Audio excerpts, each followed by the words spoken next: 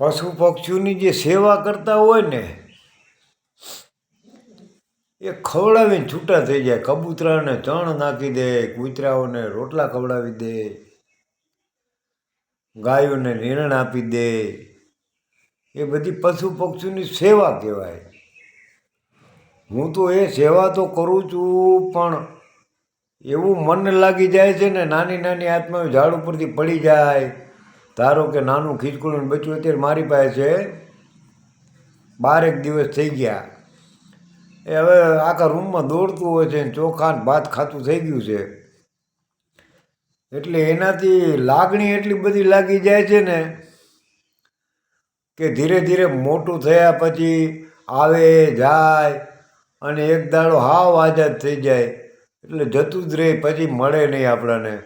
પછી એની ચિંતા થયા રાખે કે ક્યાં ખાતું હશે, શું ખાતું હશે, ક્યાં સૂતું હશે. મને એ ખબર છે કે કુદરતે એને ધરતી ઉપર મોકલ્યું છે, તો કુદરત એને હાંચવે. પણ ઓલી જે લાગણી લાગી ગઈ છે ને, એટલે એવી ચિંતા થાય છે. મને એક કૂતરાના ગલુડિયાએ બહુ રોવડાવ્યું હતું. હું આમ પોરબંદર બાજુ હતો અને રોડ ઉપર કૂતરીની માં મરી ગઈ, 2 બચ્ચા હતા. એ બચ્ચાને પાણાનું ઓલું બનાવીને મેં એમાં રાખ્યા હતા અને રોજ સવારે જાઉં, સાંજે જાઉં, દૂધ પીવડાવું. પછી ધીરે ધીરે ધીરે ધીરે બચ્ચા મોટા થઈ ગયા.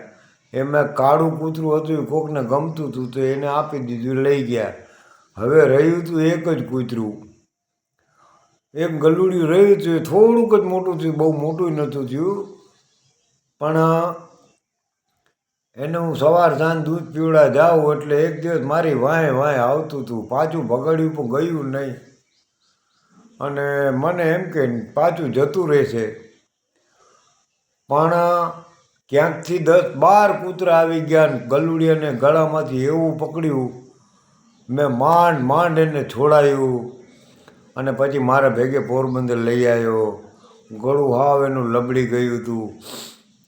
બહુ ભગવાનને પ્રાર્થના કરી પણ જીવ્યું નહીં. એ ગલુડિયાને મેં બહુ સાચવ્યું. હેરાન થઈ ગયો ને બહુ ગલુડિયાએ મને રોવડાયો. તે દાડે હું બહુ રોયો હતો. એટલે આ જીવજંતુ આપણા ખોળામાં, એક બિલાડી મારા ખોરામાં જ મરી ગઈ હતી. બીમાર પડી હતી, દૂધ પીએ નહીં. તે દાડે હું બહુ રડ્યો હતો. એટલે આ બહુ લાગણી લાગી જાય છે ને, એટલે રડાવી દે, પશુ પક્ષી રડાવી દે. તમે જોજો કોકના ઘરમાં કૂતરો બહુ વફાદાર હશે અને જ્યારે મૃત્યુ થાય ને કૂતરાનું, ત્યારે આખું કુટુંબ રડતું હોય છે. એટલે આવું બધું છે. તો પશુ પક્ષીઓની ખાલી સેવાથી કંઈ થતું નથી. એની લાગણી લાગી જાય ને એટલે બહુ રોવડાવે છે. હાલો, ઓમ નમો નારાયણ, સીતારામ, જય માતાજી.